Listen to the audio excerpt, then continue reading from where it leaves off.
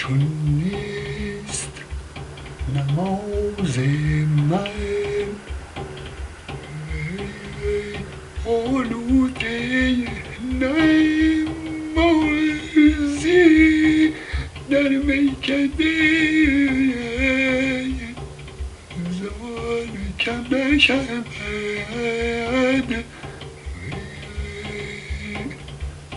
سوزم گدازم فرتای من بمیرم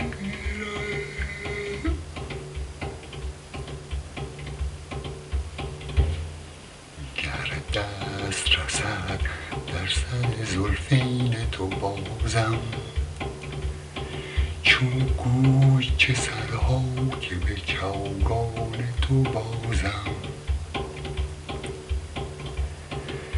زلف تو مرا عمر دراز است ولی نیست در دست سر مویی از آن عمر درازم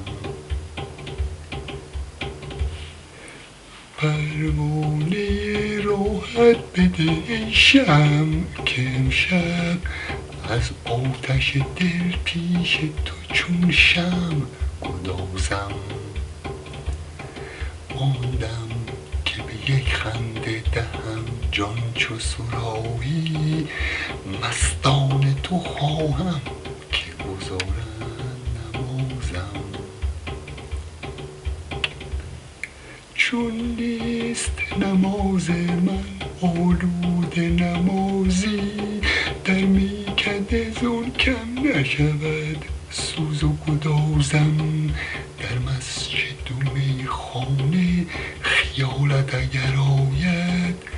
محراب و کمانچه ز دو ابروی تو سازم گر خلوت ما را شبی از رخ بفروزی چون صبح بر آفاق جهان سر بفرازم محمود بود عاقبت کار در این راه گر سر برود در سر سودای ایازم حافظ غم دل با که بگویم که در این دور جز جام نشاید که بود محرم رازم حافظ غم دل با که بگویم که در این دور جز جام